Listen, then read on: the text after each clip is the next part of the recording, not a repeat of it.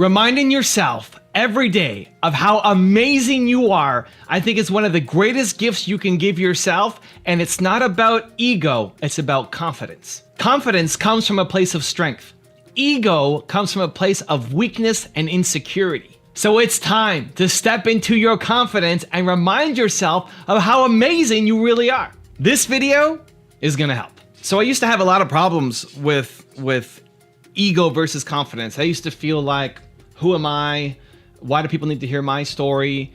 I was profiling all these different successful entrepreneurs, and people kept asking, well, where are you? How come we can't see what you're about? Where did you come from? And I always felt like my story doesn't matter. I'm profiling David Goggins and Steve Jobs and all these people. Why do you care about? I mean, sure, I sold my first business, had an exit, but it's nothing compared to what all these other people have done. And I always shrouded it, covered it under ego. Like, well, that's such an egotistical thing to do.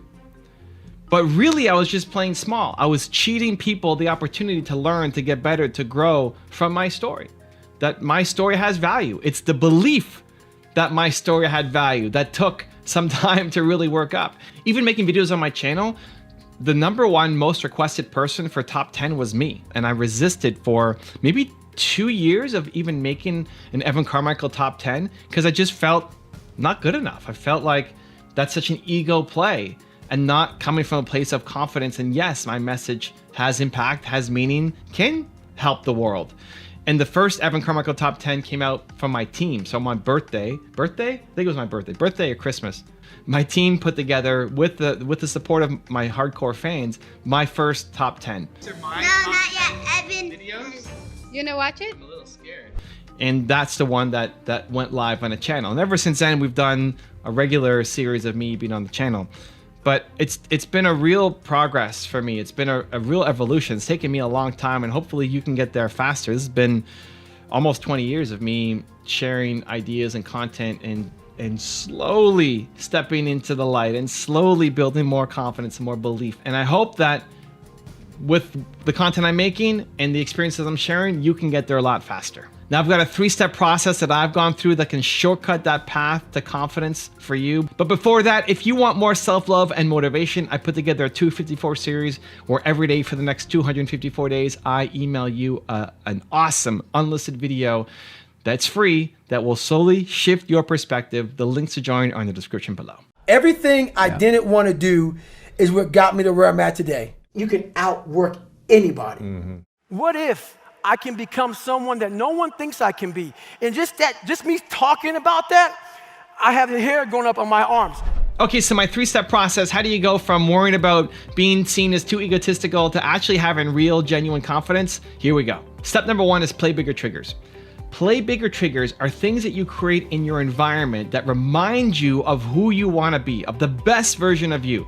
And so I've changed my camera angle around for this week of filming. Hope you guys like it. You can see my environment. You can see more of it now. And so I've got play bigger triggers. I walk in and I see Steve Jobs, Nate Giannini, my favorite entrepreneur of all time, my parents, Howard Schultz, Kanye West. Even Kanye West is somebody who I hated at the beginning because he seemed way too egotistical for me, but he says some things that make sense, that make me better. He's got a picture of himself when you walk into his house. He's got this giant picture of himself, which feels very egotistical, but how he explains it is like, if you're not your own biggest fan first, nobody else is gonna be your fan, right?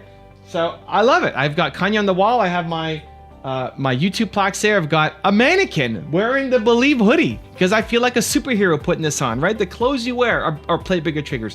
The books here, you know, the YouTube awards, the Doritos bag, even this, right? Like I wore this for 60 days when I broke my neck and I was gonna throw it away.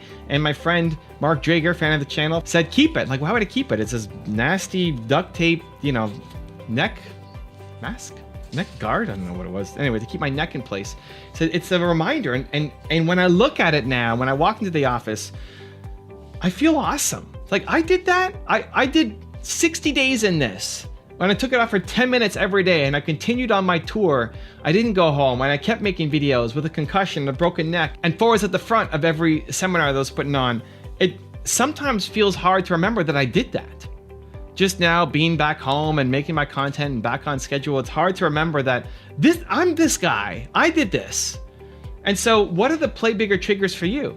From the clothes you wear, from the what's on your desktop background and your cell phone background and the pictures on the wall and the things that you see every day, because you might have one day being inspired and motivated. Maybe after watching this video, you're ready to go, awesome. But what do you have on a daily? And the beautiful thing about creating an environment like this and having play bigger triggers around you is you only set it up once. You set it up once, and every day I'm working here, my computer's right here. Every day I got Steve Jobs staring me down and A.P. Giannini and my parents, and this reminds me every day of the best of who I am. And so same thing for you. What's one immediate change that you can make to your environment that's a play bigger trigger to remind you of the best of who you are? Because the goal doesn't be the next Steve Jobs or the next Kanye West or the next David Goggins. It's to take those pieces to remind you to be the best of you. Step number 2 is act on your uncomfortable ideas. We get great ideas as entrepreneurs. We get great ideas, and especially in moments of boldness and confidence and courage, you get great ideas. It could be when you're in the shower, on an airplane, or traveling, you get great ideas for what you want to do. And then tomorrow you tell yourself, oh, I can't do that. That's crazy. That's too hard. That's scary. That's uncomfortable. Teach yourself to act on your crazy ideas is how you start to build confidence. Because if you come up against a crazy idea and then you allow yourself to say, well, that's too scary, that's too hard, that's too difficult, I can't do that. What you've taught yourself is you don't have courage. You've taught yourself to come up with ideas, but then not trust in yourself. And so when you come up with the next idea, you're telling yourself, I don't trust myself. When you set a goal for yourself to hit some big goal, you don't believe yourself anymore, because all you've done is taught yourself that you set goals, you have ideas, and you never follow through. You've built this identity of I'm somebody who doesn't follow through. That's what you need to start to destroy. That's what you need to destroy and squash out of your life, that identity of I don't follow through. Your ideas are genius. Your ideas are amazing. This is why play bigger triggers will help. You get an idea in your awesome environment, act on it, do something, lean into the uncomfortable, lean into the things that cause a little bit of your heart to beat and cause some anxiety. That's how you start to make the shift. And step number 3 is then celebrate your effort. Celebrate your effort, not the results. Celebrate the effort that you tried, that you worked your hardest, that you did the uncomfortable thing, whether it worked out or not. That you came up with an idea to email somebody who could be a potential dream client for you. Maybe they didn't write back. Maybe they did write back and they told you suck and I hate you, I never want to work with you. It's the willingness to go and do the uncomfortable thing. The fact that you did it, that you tried. Because that's the only thing that's separating you from the David Goggins, from the person that you want to be. If you look at David Goggins' story and being 300 pounds and overweight and couldn't do anything, it's the will to get up and do it every day. And on a day-by-day basis, there's not a lot of growth. If you've never done something, and now it's your first day doing it, if you never made a video before and it's your first day doing it, guess what? The video's gonna suck. You're supposed to suck at the start. That's okay, that's normal. But people judge themselves for sucking at the beginning. People judge themselves for not getting the result right at the beginning. That's the mistake. You celebrate the effort. David Goggins was 300 pounds overweight and now is one of the best ultra marathon runners in the world. How does that happen? Well, it didn't happen on his first run. And if he did his first run and then said, well, I suck, I'm not gonna keep going, then guess what? He never becomes that ultra marathon runner. Same thing for you. Same thing for me. Go back and look at my YouTube channel. I'm 6,000 videos in, is that 6,000? Some crazy number of videos in on my channel. Go back and watch the first ones. I sucked compared to where I'm at now. And even right now, I suck compared to where I'm gonna be in 10 years if I keep doing this. Right, it's been 11 years on the channel. If I do it for another 11 years, I'm gonna be even better in 11 years than where I am right now. That's called progress. That's normal. And so tying your self-esteem, your self-worth, your self-confidence to the willingness to go off and do it, whether you get the result or not, because if every day you get up and you start working that hard and you're insanely proud of your effort, you are going to get the results. If you want another Evan Rant video that just might give you the confidence you need, check it out right there next to me. I think you'll enjoy it. Continue to believe, and I'll see you there. There are 3 words that are written on my phone. 3 words that every time I open my phone, I unlock it, I see those words on my background. No matter what screen I go to on my phone, there's still those 3 words.